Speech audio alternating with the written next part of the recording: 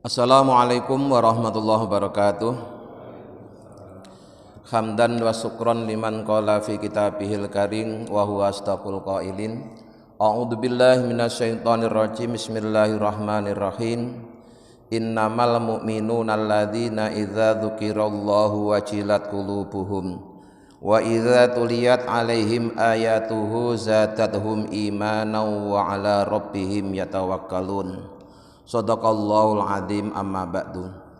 Hadirin ma'asyiral muslimin hafizakumullah. Malam ini melanjutkan membaca beberapa hadis yang menjelaskan tentang yakin dan tawakal. Yakin bahwa Allah itu zat yang maha mencipta. Kemudian ketika Allah menciptakan makhluknya, juga sekaligus menyediakan semua yang dibutuhkan oleh makhluknya itu. Allah selain menyediakan apa yang dibutuhkan oleh ciptaannya, juga selalu menjaganya, merawatnya, melindunginya, dan menyayanginya. Ketika seorang hatinya telah yakin pada Allah, maka kemudian dia akan berserah diri kepada Allah. Maka bab yakin dan tawakal dijadikan satu bab karena keduanya memang terkait sangat erat. Seseorang baru tawakal kalau dia yakin. Kalau tidak yakin ya tidak bakal tawakal. Malam ini kita lanjutkan pada hadis yang kedua. As-sani, hadis yang kedua. Ani Ibnu Abbasin, diriwayatkan dari Ibnu Abbas radhiyallahu anhuma. Semoga Allah meridhoi Abbas dan Ibnu Abbas. Anna Rasulullah, sesungguhnya Rasulullah sallallahu alaihi wasallam yaqulu, beliau berdoa. Jadi sebagaimana hadis yang pertama, hadis yang kedua ini juga diriwayatkan oleh Ibnu Abbas. Ibnu Abbas meriwayatkan bahwa Rasulullah sering berdoa, yang doanya begini: Allahumma laka aslamtu wa bika amantu wa alaika tawakkaltu. Allahumma, ya Allah, laka, kepadamu aslamtu, aku berserah diri, wabika, dan kepadamu amantu, aku beriman, wa alaika, dan kepadamu pula tawakaltu, aku bertawakal, wa ilaika, dan kepadamu anabtu, aku bertaubat, wabika, dan denganmu khosomtu, aku berbantah. Dari doa ini mengisyaratkan bahwa Rasulullah mengajari kita untuk selalu berserah diri kepada Allah dalam segala hal, ya, dalam segala hal. Dan berserah diri kepada Allah ini disertai dengan keimanan, yakin kepada Allah. Seseorang tidak akan berserah diri kalau tidak yakin sama Allah. Kita tidak akan menyerahkan satu urusan kepada orang lain kalau kita tidak yakin atas kemampuan orang lain itu. Nah, tapi sebaliknya, kalau kita yakin bahwa orang lain itu mampu mengurus urusan kita, kita pun juga akan menyerahkan urusan kita kepada orang tersebut. Nah, kemudian wabika khosomtu, artinya Rasulullah dalam segala hal itu selalu melibatkan Allah, termasuk ketika Rasulullah itu berbantah-bantahan. Artinya begini, ya, ketika Rasulullah berdakwah, mengenalkan tentang keesaan Allah, mengenalkan tentang hukum-hukum Allah, itu pasti mendapatkan tantangan, termasuk akan dibantah oleh kaumnya. Maka Rasulullah bisa mengalahkan argumentasi orang-orang yang membantahnya. Kenapa? Karena Rasulullah selalu melibatkan Allah, ya, dalam segala hal selalu melibatkan Allah. Ketika berdebat juga melibatkan Allah. Maka Rasulullah itu tidak pernah berbicara berdasarkan hawa nafsu. Semua yang Rasulullah sampaikan berdasarkan wahyu. Wa may yantiqu 'anil hawa in huwa illa wahyu yuha. Sampai ketika Rasulullah berdebat, itu pun juga selalu menyertakan Allah. Setelah Rasulullah mengikrarkan akan ketawakalannya kepada Allah, kemudian berdoa, ya, Allahumma, ya Allah, a'udzu, aku berlindung, biizzatika, dengan kemuliaanmu, la ilaha illa anta, tiada Tuhan kecuali Engkau. Aku berlindung antudillani, dari Engkau menyesatkan aku. Jadi Rasulullah mengajarkan kepada kita, kalau berdoa itu adabnya jangan langsung minta, tapi memuji Allah dulu. Ya. Bahkan banyak dalam beberapa redaksi doa itu isinya itu bukan permintaan Pak, tapi pujian. Ya. Cukup memuji-muji Allah tentang kekuasaannya, tentang kasih sayangnya. Tapi dalam hati dia bermaksud setelah muji-muji itu ya mohon kepada Allah. Tapi permohonannya tidak perlu disebutkan karena dia yakin tanpa aku menyebut pun Allah sudah tahu. Ketika aku menyebut Allah Zat yang Maha Pengasih dan itu aku ulang-ulang, itu makna di balik kalimat itu sesungguhnya adalah aku mohon kasih sayang Allah. Ketika aku menyebut-nyebut nama Allah yang Maha Melindungi, walaupun aku tidak mohon perlindungan, tapi sebenarnya dengan menyebut-nyebut Allah yang Maha Melindungi itu sekaligus dalam hati mohon perlindungan Allah. Jadi orang-orang yang mencintai Allah itu ketika berdoa kalimatnya itu sangat indah, ya. Cukup memuji-muji sifat-sifat Allah, keagungan-keagungan Allah, bahkan permintaannya itu hanya kalau toh terwujud itu mungkin dalam 1 atau 2 kalimat saja. Ya. Ya Allah, dengan kemuliaan-Mu aku berlindung, tiada Tuhan kecuali Engkau. Berlindung dari apa? Berlindung dari tersesat jalan. Antal hayyu, Engkau Zat yang maha hidup, alladzi la tamutu, yang tidak akan mati, yang hidupnya abadi dan yang memberikan kehidupan. Wal jinnu, sedangkan jin, wal insu dan manusia, yamutuna, pasti pada saatnya akan mati. Jadi satu-satunya yang tidak akan mati itu hanya Allah. Selain Allah pasti akan mati pada saatnya. Termasuk Pak, malaikat maut itu nanti juga mati Pak. Ya. Malaikat yang Allah tugaskan mencabut nyawa itu nanti juga akan mati. Kapan matinya? Terakhir. Ya, terakhir. Setelah tugas mencabut nyawa seluruh makhluk yang bernyawa selesai, kemudian malaikat maut ini menghadap Allah melaporkan, ya Allah, tugasku sudah selesai, semuanya sudah aku cabut. Kata Allah, belum selesai. Sudah ya Allah, semua sudah aku cabutkan, sudah aku matikan semua. Belum, masih ada satu. Siapa? Kamu sendiri. Nah, akhirnya malaikat maut pun juga mencabut nyawanya sendiri, kemudian diserahkan ke Allah. Nah, ketika mencabut rohnya sendiri itu ternyata malaikat tadi juga kesakitan, ya, kesakitan. Nah, akhirnya dia menyesal. Seandainya dia tahu bahwa dicabut rohnya itu sakit, niscaya dia akan pelan-pelan menyabut rohnya manusia. Tapi udah terlambat, udah terakhir. Dia baru menyesal setelah mencabut nyawanya sendiri. Nah, jadi jin itu walaupun umurnya panjang juga tetap akan mati. Maka jin itu makhluk halus yang tidak berani berlama-lama berubah wujud jadi makhluk kasar. Karena ketika jin itu berubah wujud jadi makhluk kasar, maka yang berlaku ya hukum makhluk kasar. Misalnya ya, ada jin berubah wujud jadi ular, terus ular itu kita bunuh, ya mati beneran jin itu. Ya, maka jin itu tidak berani Pak berubah wujud jadi makhluk kasar berlama-lama, itu tidak berani. Karena kalau sudah berubah wujud jadi makhluk kasar itu dipukul ya sakit, dibunuh ya mati gitu. Maka biasanya dia hanya sekejap aja, nggak lama-lama, ya. Nggak lama-lama. Kalau lama-lama tangkap orang, gebukin ya bonyok, dibunuh ya mati. Maka segera kembali ke aslinya gitu. Nah, muttafaqun alaihi. Hadis ini statusnya disepakati kesohihannya oleh Imam Bukhari dan Imam Muslim. Intinya Rasulullah mengajarkan kepada kita untuk selalu mohon kepada Allah agar menjadi hambanya yang selalu berserah diri. Ya. Asalisu, hadis yang ketiga, Ani bin Abbas, dari Ibnu Abbas radhiyallahu anhuma, semoga Allah meridhoi keduanya, maksudnya Abbas dan Ibnu Abbas. Jadi yang ketiga juga masih hadis dari Ibnu Abbas. Qala, Ibnu Abbas berkata, Hasbunallahu wa ni'mal wakil.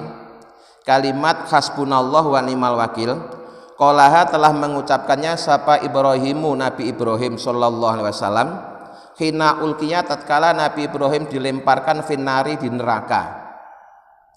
Wa qalaha dan mengucapkan hasbunallahu wa ni'mal wakil sapa Muhammadun, Nabi Muhammad sallallahu alaihi wasallam, hina qalu ketika orang-orang memberi kabar kepada pasukan mukmin, innan nasa sesungguhnya manusia, maksudnya orang-orang kafir, qad jama'u sungguh mereka telah berkumpul membuat koalisi ya, lakum untuk memerangi kalian orang-orang beriman, fahsauhum maka takutlah kalian kepada orang-orang kafir yang telah membuat kelompok besar tadi itu.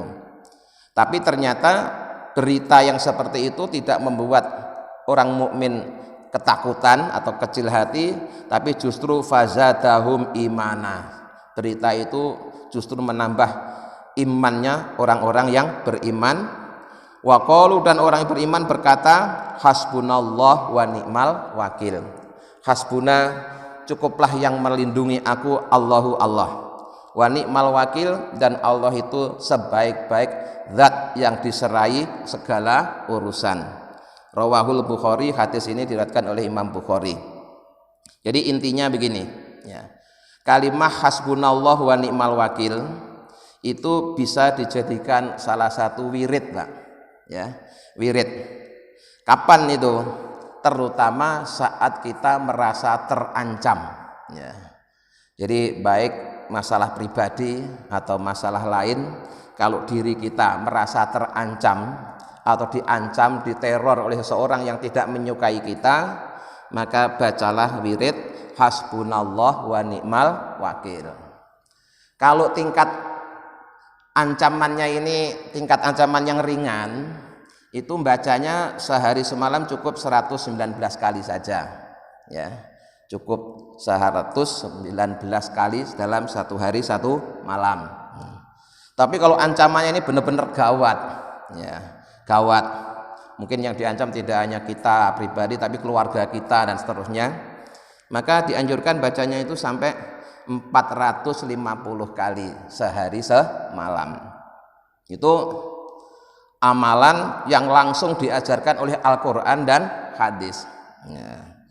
Jadi dulu Nabi Ibrahim ya, kita pasti pernah mendengar kisah tentang Nabi Ibrahim, bahwa ketika Nabi Ibrahim akan dilempar ke kobaran api, itu ceritanya begini ringkasnya itu. Pada mulanya Nabi Ibrahim itu mau dilempar dengan cara manual, artinya diangkat bareng-bareng terus dilempar ke api gitu maunya itu. Tapi karena apinya ini besar ya, kalau lemparnya dari jarak jauh itu tentu nanti jatuhnya Nabi Ibrahim itu tidak pas di tengah-tengah kobaran api. Sementara kalau yang lempar agak mendekati api, yang mau lempar juga kepanasan ya. Tadinya itu mau dilempar secara manual, jadi digotong terus dilemparin gitu. Tapi karena apinya besar ya, itu kalau dilempar dari jauh, jatuhnya Nabi Ibrahim itu tidak sampai di tengahnya api, di tengah kobaran api, hanya di pinggir, sehingga ada kemungkinan tidak terbakar. Padahal mereka inginnya Nabi Ibrahim itu dilempar di tengah kobaran api supaya terbakar. Tapi kalau dilempar dari jarak dekat, yang mau melempar itu juga kepanasan. Nah, itu kemudian itu ada ide pertama kali di dunia yang itu ternyata idenya setan, Pak. Ya. Bentuknya seperti ini, ketapel. Ya. Kalau bahasa Arabnya sih mazanik, alat pelontar. Ya. Alat pelontar besar, bukan pelontar. Kalau ketapel kan hanya pelontar batu kecil ya. Jadi dibuatlah alat pelontar. Terus kemudian Nabi Ibrahim diikat di situ. Ya. Nah, ketika Nabi Ibrahim sedang diikat, sudah tinggal dilepas itu ya, itu malaikat Jibril itu datang ya, malaikat Jibril datang menemui Nabi Ibrahim kemudian menawarkan bantuan ya. Apa perlu saya bantu? Kata Nabi Ibrahim, kalau sama kamu enggak perlu aku bantuanmu. Padahal yang nawarin malaikat Jibril. Saking tawakalnya Nabi Ibrahim itu, ditawari malaikat Jibril, apakah bisa saya bantu atau apakah kamu perlu bantuan saya? Jawabannya tidak. Kalau sama kamu aku tidak butuh bantuan. Tapi kalau sama Allah iya. Terus Malaikat Jibril berkata, ya udah kalau gitu silahkan berdoa mohon pertolongan kepada Allah. Kata Nabi Ibrahim, loh aku kalau sama Allah itu tidak usah minta. Ya, kalau sama Allah aku tidak perlu minta karena Allah sudah tahu apa yang akan terjadi pada diriku. Nah, itu ciri orang yang tawakal. Disuruh minta sama Allah itu dia bilangnya, loh kalau sama Allah aku tidak perlu minta, Allah sudah tahu kok. Dan aku yakin Allah pasti menolongnya. Ternyata benar. Begitu ya pelontar itu sudah dilepas, Nabi Ibrahim jatuh pas tengah-tengah kobaran api.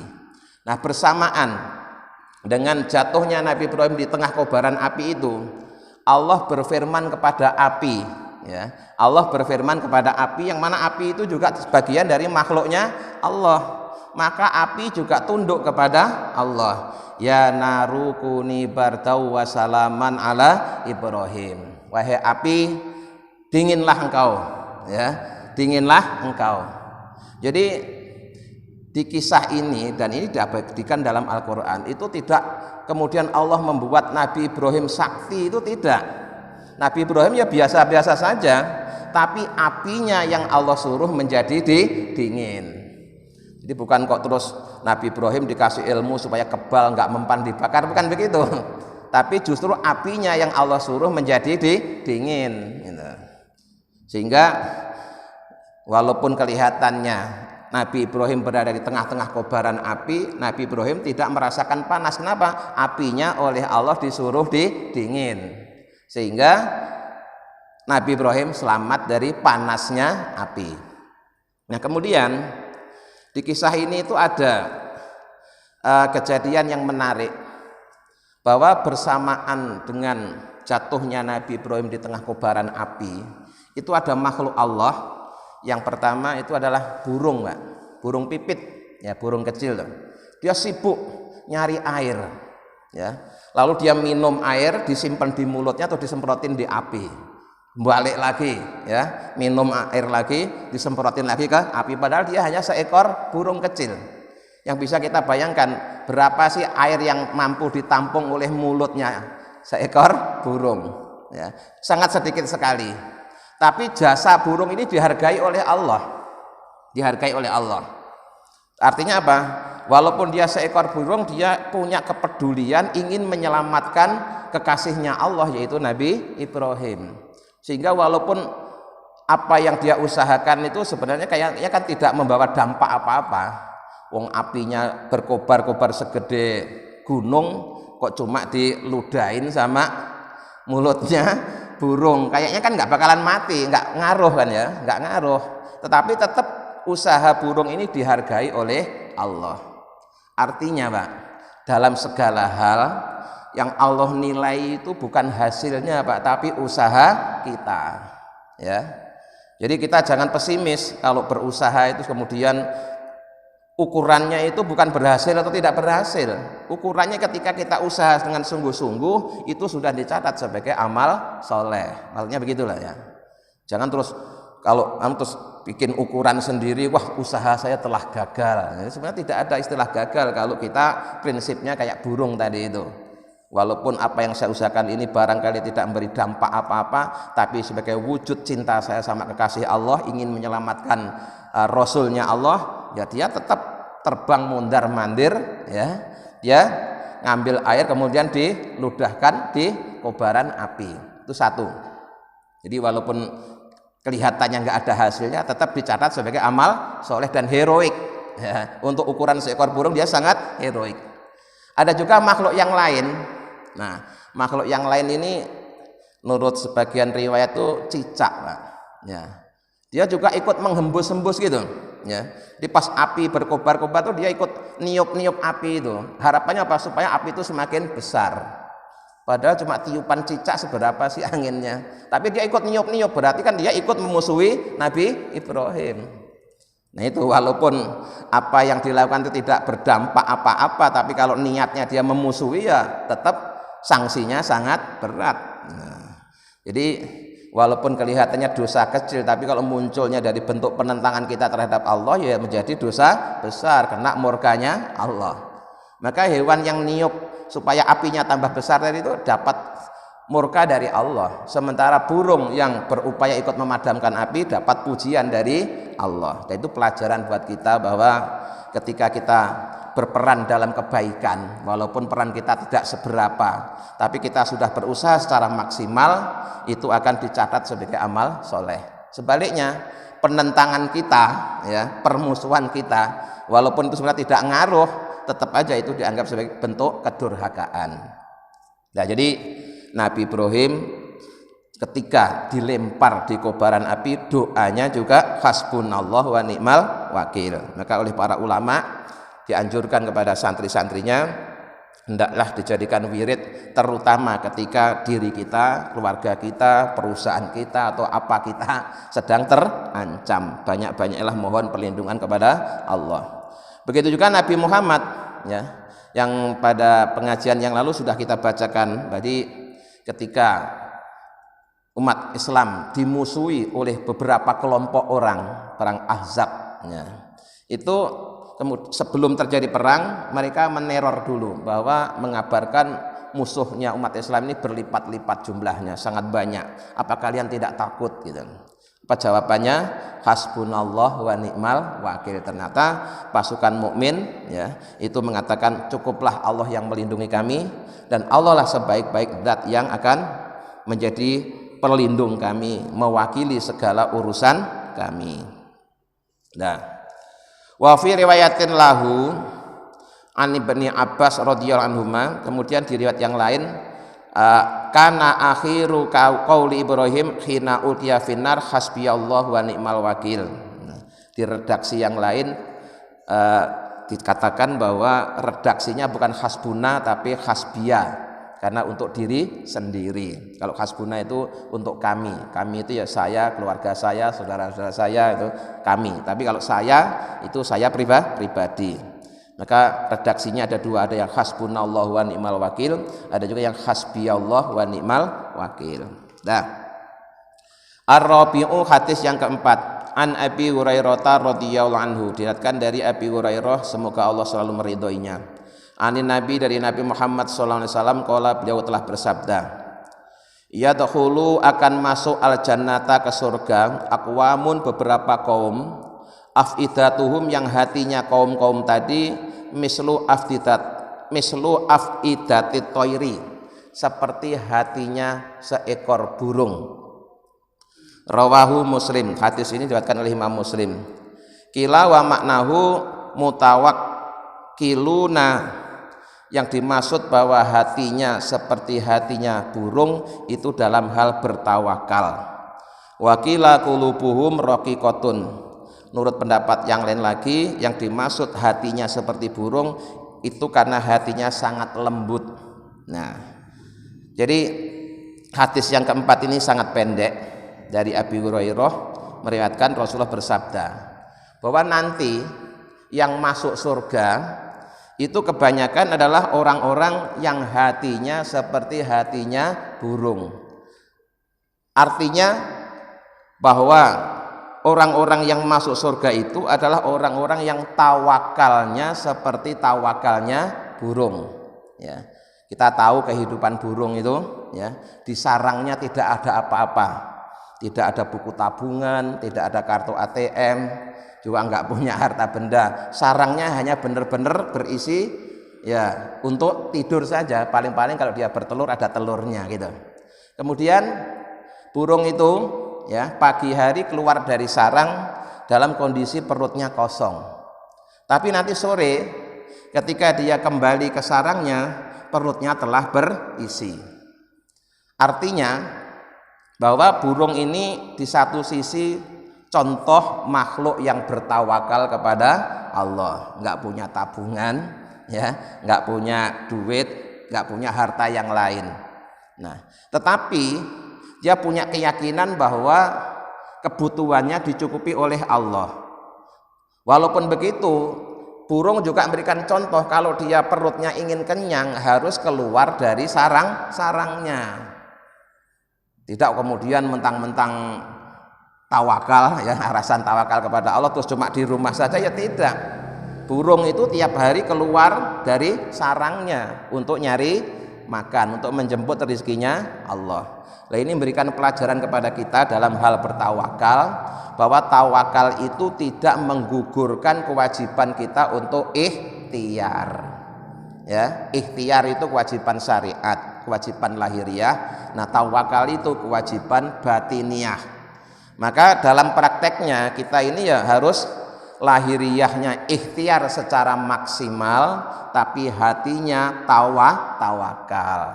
Nah, maka burung ini ya menjadi pelajaran buat mereka, terutama yang baru membina rumah tangga. Di Jawa itu ada tradisi kalau pengantin, Mbak, itu ada kembar mayang. Kembar mayang itu hiasan yang diambil dari tanaman sekitar rumah. Salah satunya yang paling dominan itu hiasan itu dibuat dari daun kelapa yang masih muda, namanya janur, yang warnanya masih kuning, ya. Kemudian dibentuk burung, ya, dibentuk burung, sepasang burung, ya, banyak itu Pak, perhatikan.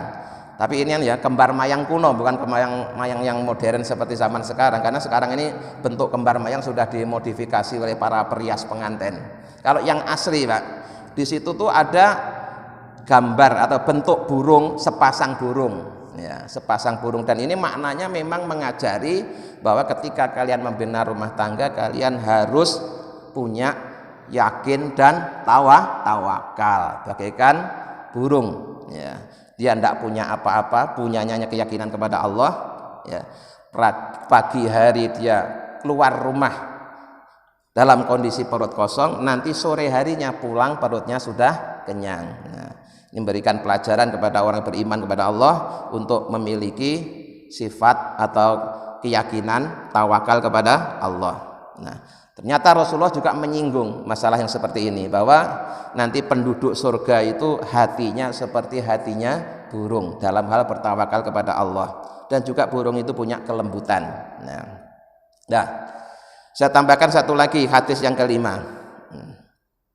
An Jabirin radhiyallahu anhu, diriwayatkan dari sahabat Jabir, semoga Allah selalu meridhoinya. Annahu, bahwasanya Jabir ghaza telah berperang ma'an Nabi, bersama Nabi Muhammad sallallahu alaihi wasallam, qibala Najdin, di dekat kota Najd. Nah, Najd itu sekitar Iran kalau tidak salah. Falamma qafala, maka tatkala telah kembali dari peperangan, sapa Rasulullah SAW qafala, maka Jabir juga ikut kembali ma'hum, bersama Rasulullah dan pasukannya. Nah, ketika pulang dari peperangan ini, fa'at rokathum, maka menemui mereka apa alqailatu, waktu qailulah. Waktu qailulah itu waktu siang, ya, kita dianjurkan tidur sejenak, ya. Jadi dalam kajian kitab Minhajul Abidin dulu pernah saya sampaikan, untuk orang yang terbiasa tahajud Pak, itu disunahkan tidur qailulah, tidur sebentar di siang hari. Itu disunahkan bagi yang malamnya suka tahajud. Nah, tapi kalau malamnya tidak pernah tahajud, ya tidak disunahkan qailulah. Qailulah ini sebagai gantinya kok, ya, untuk mengobati rasa ngantuk karena tahajud. Nah, jadi ketika pulang dari satu peperangan, kemudian memasuki waktu qailulah, waktu menjelang duhur, ya, fi wadin kasiril idhohi, di sebuah lembah yang di situ banyak pohon, tapi pohonnya itu berduri, ya. Nah, sementara di Timur Tengah itu kan jarang ada pohon, ya. Kemudian kalau ada pohon itu walaupun pohon berduri ya sangat berguna. Akhirnya fanazala Rasulullah SAW, kemudian Rasulullah berhenti di situ, wa tafarraqan nasu yastadhilluna bisajari. Kemudian orang-orang pada sibuk nyari perlindungan atau tempat untuk berteduh, ya. Jadi termasuk Rasulullah juga berteduh di bawah pohon. Wa nazala Rasulullah SAW tahta samurati, Rasulullah berteduh di bawah pohon samurah namanya, ya. Di samurah ini nama-nama pohon, bukan nama pedang samurai, itu bukan samurah, nama pohon. Fa'alaqa biha saifahu, kemudian sebelum istirahat itu Rasulullah menggantungkan pedangnya di pohon samurah tadi. Wa nimna naumatan, kemudian kami semua tidur sejenak. Tidur sejenak, tidur tidak sampai berjam-jam, tidur sebentar. Nah, di saat kami sedang tidur sejenak itu, karena juga capek baru pulang, terus siang-siang istirahat kan enak, baru tidur nyenyak sebentar. Fa'idzan Rasulullah SAW yata'una, tiba-tiba Rasulullah memanggil atau membangunkan kami. Wa idza intau Arabiyun, ternyata di samping Rasulullah itu ada seorang Arabi. Arabi itu seorang orang pedalaman ya, orang pedalaman. Faqala inna hadza ihtarata alayya saifi. Sesungguhnya Arabi ini dia telah menghunus pedangku.